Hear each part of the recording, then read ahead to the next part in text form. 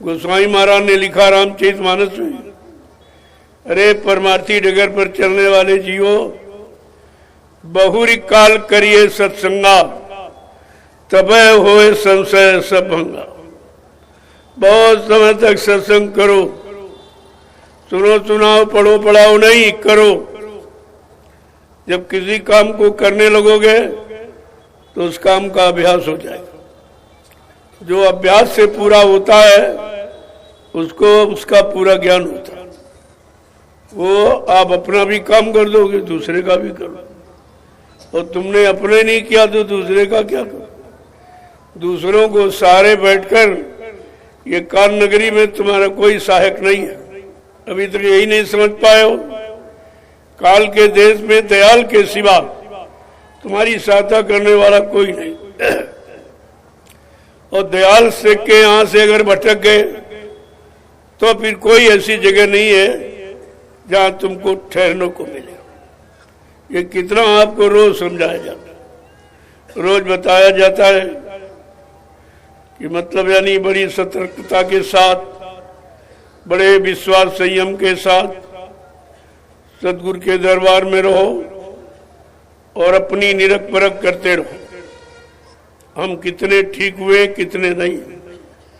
जब से सदगुरु की शरण में आए, उन्होंने नाम का आधार दिया, तब से हम वही है कि कुछ बदले। तुम्हारे बदलने से ये बदलाव होगा, और जो अपने को बदल लेगा वही बदलाव को समझेगा, और उसी को बदलाव परिवर्तन को कोई शंका नहीं। ये सुनने सुनाने पढ़ने पढ़ने ये कुछ नहीं, ये तो खाली के खाली नहीं और रहेंगे। ये दूसरों का सुनाया तुम्हारा काम नहीं करेगा, तुम्हारा उससे कोई संबंध नहीं। तो स्पष्ट कहा गया, सतगुरु कहे करो तुम सोई, और मन के कहे चलो मत कोई। अब मन ने तुम्हारा कहा और फट से तुम उसके पास चले गए। तुम्हें पहचान तो है नहीं ये काल का जीव है कि दयाल का। काल का जीव हमेशा बाजार लगाता, और दयाल का जीव दरबार, और दरबार में जीवों को मुफ्त देता। यही पहचान है काल और दयाल की। तुम्हारे पास न काल की पहचान न दयाल की, क्योंकि तुम अब दयाल की शरण में गए ही नहीं हो। तुम शरणागति हुए ही नहीं हो, तो तुमको शरण का मजा क्या जाने। गुरु की शरण का मजा तुम जानते ही नहीं क्या है। वो सब तरफ से निश्चिंत हो जाता। गुरु का जीव कभी भटकता नहीं है, जिसने गुरु को अंदर से पकड़ लिया। और बाहर से गुरु गुरु कहते हो, अंदर में कुछ नहीं। बाहर से गुरु गुरु और शुरू शुरू न कोई काम बंद करते हो, गुरु गुरु कहते हो, ऐसे कुछ नहीं। ऐसे नाम काम नहीं करेगा जो जबान से उच्चारण करते हो। जबान तो आपने गंदी कर रखी, तमाम गंदे गंदे पदार्थ, पशु पक्षियों का मुर्दा मांस खाया, बुद्धि नाशक नशा शराब गांजा भांग अफीम का प्रयोग किया आपने, तो तुम्हारी जबान तो गंदी हो गई। निंदा आलोचना बुराई किया दूसरों की, और भद्दे असली शब्दों का प्रयोग किया, तो तुम्हारी तो जबान बिल्कुल गंदी। इसीलिए कहा इस जबान से न कोई प्रार्थना कबूल होगी और न कोई किसी तरह की इबादत कबूल। इसीलिए सब रह गए, मुल्ला मौलवी रह गए, पंडा पुजारी रह गए, और ग्रंथी रह गए, और पादरी रह गए। किसी को रास्ता नहीं मिला और सब भटक गए। और अब भी अल्लाह मचा रहे। अगर पूछो भाई कब से अल्लाह मचा रहे हो, कब से बुला रहे हो, पुकार भगवान को, देवी देवताओं, खुदा को, तो आपको बताएगा इतने बरस हो गए। अरे भाई इन लोगों का तो जीवन निकल गया तमाम का, और तमाम का निकला जा रहा, अब होश अब भी नहीं आ रहा कि हम कर क्या रहे। जिस करने का कोई फल नहीं, जिस करने का कोई लाभ नहीं, कोई अनुभव नहीं, उस करने को करने से मिलेगा क्या? लेकिन समझ में नहीं आ रहा।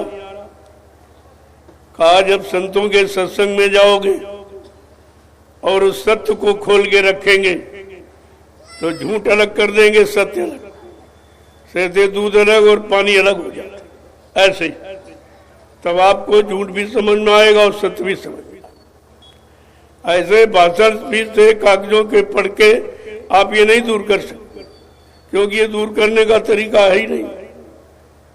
वो महात्मा जिसने अपनी आत्मा को जगाया और परमात्मा से मिला दिया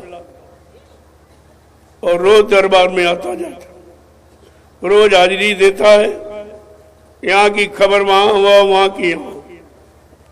ऐसा जब मिल जाएगा कोई, वो काम आपका कर सकता है अगर उसको सतगुरु ने आदेश दिया तो। वैसे वो भी नहीं करेगा, वो भी अपनी इच्छा से नहीं करेगा। कहा जो करे समझ लो काल का जीव, उससे होशियार रहना, वो तुमको सही सच्चे रास्ते से अलग कर देगा। न कभी चला है न चलाएगा, पढ़ा है इसलिए तुम्हें पढ़ के सुनाएगा, और पढ़ा वाला तुम्हारे जीवन में उतना ही काम आएगा जितने में तुम फंसे बने रहो, निकालने वाला काम नहीं करेगा। इसलिए मैंने इन 9 दिनों में आपको सब तरफ का, ये पहली बार सत्संग प्रारंभ हुआ ताकि आप समझ लो कि आगे अभी आपको बहुत कुछ सुनना करना। ये मत समझो जितना सुन लिया यही काफी, ये तो अभी कुछ नहीं। ये तो इसलिए सुनाया गया तुम्हारे कान इसी तरह अच्छे सच्चे संदेश वाणी को सुनने लगे। तुमको ये दर्शन दीदार प्रेमियों का इसलिए कराया गया, तुम्हारे अंदर हमेशा प्रेम श्रद्धा सेवा भाव की भावना बनी रहेगी। ये सब कराने के लिए हो रहा है। ये भीड़ में आप कुछ नहीं समझ सकते। ये भीड़ किस लिए लगाई गई और कैसे कैसे जो भीड़ में आए और उनको क्या क्या मिलेगा। जैसा लेना सीख जाएंगे उतना पा जाएंगे। नहीं आए और चले गए, भाग गए, कुछ नहीं मिला। इसलिए ये भागने का रास्ता नहीं है, चलने और भागने में फर्क है। भागा कब जाता जब कोई गलत काम करते हो कि भाग चलो नहीं लोग जान जाएंगे। चोर है, डकैत है, कतली है, व्यभिचारी है, जुआरी है, सब डरते हैं और ये सब भागने का काम करते हैं। लेकिन सच्चा ईमानदार कभी अपने रास्ते से भगता नहीं। वो जानता है कि हमारे में कोई खोट कमी नहीं। मैंने किसी के प्रति कोई गंदा भाव विचार रखा ही नहीं है, तो हमें डर किसका? डर तो कर का होता है। जो आपने बुरा किया है उसका आपको डर है, बाकी कोई डर नहीं। और बुरा कर्म के लिए यहाँ मना ही है।